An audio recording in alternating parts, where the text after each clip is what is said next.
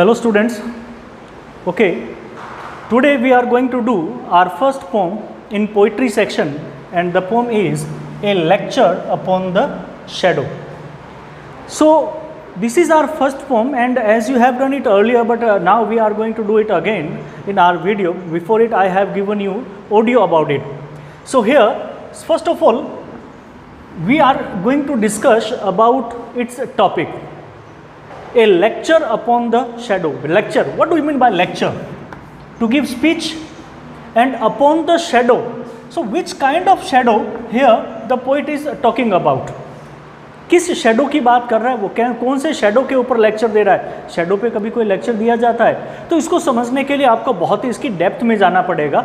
ये एक बहुत ही फिलोसॉफिकल पोइट जो है वो पोम है, जहाँ पर जो पोइट है वो दार्शनिकता से, फिलोसफी से रिलेटेड बातें कर रहा है, और वो यहाँ पर अपनी बिलविड, अपनी प्रेमिका जो है उसको वो गॉड मानता है, गॉड को अपनी प्रेमिका मानता है, और उसी से रिलेटेड वो यहाँ पर बात कर रहा है. और यहाँ इस पोएम के अंदर जो पोइट है वो ये बात करेगा कि एक वास्तव में जो एक ट्रू लव होता है, that is the real thing in life, and if you don't achieve the highest peak of love, you can't believe on each other. So before starting it, I am going to tell you this poem through a image. Suppose this is a person, okay, and here I am going to show you the explanation of this poem through this image. What the poet is trying to say here? The poet is explaining here that as the sun rises and comes to its peak, I am explaining through it, as the sun rises and reach its highest peak, so the poet is comparing it with its true love. तो shadow यहाँ पर poet जो है वो compare कर रहा है love के साथ में. As we have two shadows in a day, as you can see here two shadows. So here the poet is talking about the two shadows, and these two shadows are the two shadows of a day, the morning shadow and the evening shadow. यहाँ पर poet क्या कर रहा है? Compare कर रहा है, love को कंपेयर कर रहा है. किसके साथ में? शेडो के साथ में. अब आप समझते जाइए. अब जैसे सुबह की ये शेडो है, और this one is the evening shadow, this is morning shadow, and this one is evening shadow. Okay, this is morning shadow and this is evening shadow. What happens, क्या होता है वो समझिए. अब यहाँ पर कवि क्या बात कर रहा है कि जैसे ही सन राइज होता है ईस्ट में, वो धीरे धीरे क्या करता है? ऊपर बढ़ता है. जैसे जैसे सन ऊपर उठता है, ये जो शेडो होती है मॉर्निंग की, ये क्या होती है? घटती है या बढ़ती है? ये रिड्यूस होने लग जाएगी ना. तो यहाँ पर कवि क्या कर रहा है? कवि प्रेम की तुलना कर रहा है. इसीलिए इसने यहाँ पे कहा था कि इन लव्स फिलोसॉफी, मैं प्रेम की दार्शनिकता के रूप में आपको यहाँ पर मैं समझा रहा हूँ. तो कवि क्या कहता है कि जिस तरह से सूर्य ऊपर उठता है तो छाया क्या होती है? धीरे धीरे कम होती चली जाती है. ऐसे ही एक प्रेमी का जो जीवन होता है कि जब प्रेमी और प्रेमिका एक साथ मिलते हैं, when lover and beloved meet each other, they are like the morning shadow. उनमें दूरियां बहुत होती हैं सुबह सुबह के समय, but as they passes time, जैसे जैसे वो समय बिताते हैं अपने साथ साथ में, वैसे ही उनकी दूरियां जो है वो क्या होती चली जाती है? वो कम होती चली जाती है. जैसे सुबह के समय जैसे जैसे सूर्य ऊपर चढ़ता जाएगा, ये किस चीज़ को शो कर रहा है? ये टाइम को शो कर रहा है. The much time they are spending with each other. जो लवर्स हैं वो जितना ज़्यादा टाइम स्पेंड कर रहे हैं उतनी ही ज़्यादा उनके बीच में दूरियां कम हो रही हैं। जैसे सूरज जैसे जैसे ऊपर उठता जाता है, जैसे जैसे दिन में उसका टाइम बढ़ता जाता है, सुबह की मॉर्निंग शेडो जो है वो कम होती चली जाती है। और उसके बाद में एक समय आता है जो क्या होता है, नून का समय होता है। इस नून के समय में क्या होता है कि जो शेडो है वो कहाँ आ जाती है, बिल्कुल पाँवों के नीचे।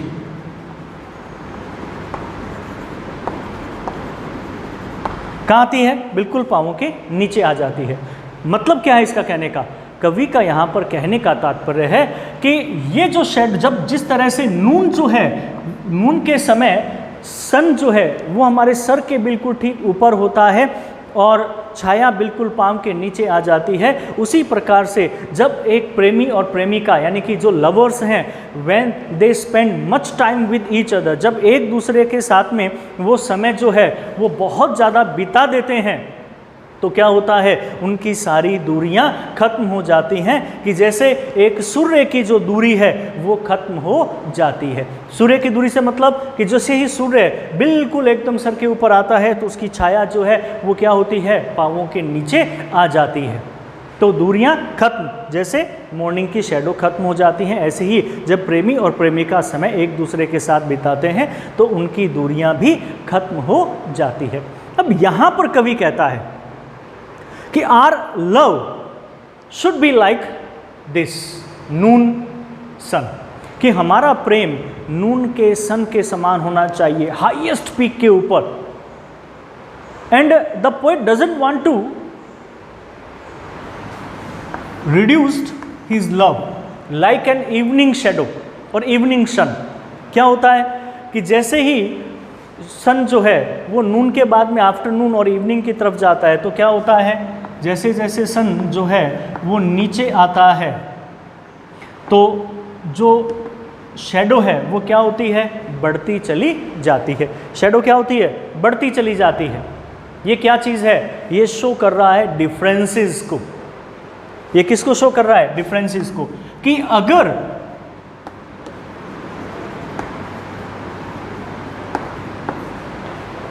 यदि हमारा जो प्रेम है वो अपनी हाईएस्ट पीक के ऊपर नहीं होगा और हम एक दूसरे से धोखा करेंगे तो हमारे प्रेम की हालत क्या होगी, हमारे प्रेम की हालत उसी शाम के सूर्य के समान होगी, इवनिंग शेडोज़ के समान होगी।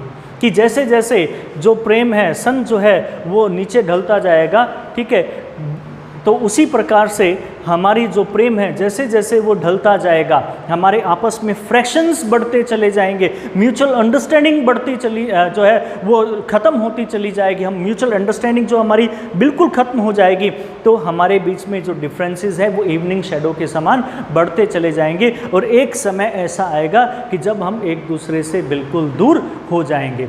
यानी कि यहाँ पर इस जो चार्ट है, इस जो डायग्राम है, इसके माध्यम से आप समझ सकते हो कि कवि जो है वो क्या कर रहा है। ध्यान से सुनिए, कवि जो है प्रेम की तुलना कर रहा है मॉर्निंग और इवनिंग शेडो के साथ में। सन जो है वो किसको शो कर रहा है, वो टाइम को शो कर रहा है कि वो टाइम जब वो क्या होंगे, पीक पर होगा उनका लव, तो उनके बीच में डिफरेंसेस खत्म हो जाएंगे। और कवि चाहता है कि हमारा जो लव है वो यहीं पर ही स्टेबल रहे, यहीं पर रुका रहे, आगे ना बढ़े। परंतु अगर वो जैसे जैसे आगे बढ़ता चला गया तो क्या होगा, हमारे डिफरेंसेस जो है वो दूर होते चले जाएंगे और एक समय ऐसा आएगा कि जब हम एक दूसरे से बिल्कुल अलग हो जाएंगे। तो इसी चीज़ को वो यहाँ पर शो कर रहा है, कहता है a lecture upon the shadow, shadow के ऊपर एक लेक्चर। ओके, तो अब हम यहाँ देखते हैं, आज हम ये फर्स्ट स्टैंजा जो है वो करेंगे। In this stanza what the poet is saying, stand still and I will read to thee. Here the poet is saying to his beloved, stand still, stand still मतलब stand still, यहीं रुके रहो, जहाँ तक हमारा प्रेम पहुँच गया है बस यहीं रुके रहो। I will read to thee, thee means you, कि I will read for you, मैं तुम्हारे लिए पढ़ूंगा। क्या पढ़ूंगा, a lecture, lecture मतलब एक स्पीच, एक भाषण, कि I will read to thee a lecture, मैं तुम्हारे लिए एक लेक्चर पढ़ूंगा। कैसा लेक्चर? लव, जो किसके ऊपर होगा?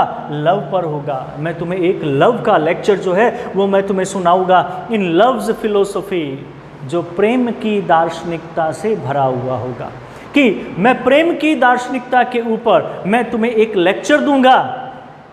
These 3 hours that we have spent, ये 3 घंटे जो हमने यहाँ पर बिताए हैं। Okay, These 3 hours that we have spent, यहाँ पर कवि क्या कह रहा है? Here the poet is saying that whatever time, how much time we have spent together, जितना भी समय हमने अपने एक साथ गुजारा है। These 3 hours का मतलब पर्टिकुलर वो 3 hours ही नहीं है कि जब सूरज जो है वो ऊपर उठा और नून तक पहुंचा और in between they spend these 3 hours. No, here he is not talking about all these 3 hours. Here the poet is talking about the 3 hours, means the time which they have spent, जो उन्होंने एक साथ गुजारा है। That we have spent walking here, means walking together. 2 shadows went. So meanwhile we created 2 shadows. इसी दौरान हमने 2 shadows जो है वो बनी हमारी। मॉर्निंग के अंदर मॉर्निंग शेडो, उसके बाद में इवनिंग शेडो। अब यहाँ पर वो क्या बात कर रहा है? वो पर्टिकुलर शेडोज़ की बात नहीं कर रहा। वो यहाँ पे क्या कह रहा है? 2 shadows went means 2 aspects of our life, 2 phases of our life we have spent together. हमने 2 phases को स्पेंड किया। एक फेज़ जब हमने एक दूसरे के साथ में समय को बिताया और हमारे बीच में अंडरस्टैंडिंग बढ़ी, और उसके बाद में वो फेज़ कि जब हमारे पास में एकदम से डिफरेंसेस जो है वो होना शुरू हुआ, तो वो उसकी बात कर रहा है। Which we ourselves produce, and these 2 shadows we have produced ourselves, जो हमने खुद ने प्रोड्यूस जो है वो की है। But now the sun is just above our head. Now the poet is saying the sun is just above our head, means this is the time when our love is in its highest peak. ये अब वो समय है कि जब हमारा love जो है वो अपनी हाईएस्ट पीक के ऊपर है और हम एक दूसरे को बहुत अच्छी तरह से समझ सकते हैं। We do those shadows trade. So when our love is in its highest peak, we have not any differences. As the sun is on its highest peak, means just above our head, at that time we are treading on the shadows. Trade का मतलब होता है ऊपर चलना, किसी के ऊपर चलना। तो हम क्या कर रहे हैं? हम शेडो के ऊपर चल रहे हैं। Okay, so tomorrow we will revise it. So before doing our next video, please revise it and try to understand it. After that I'll tell you the next explanation of this poem. Thank you.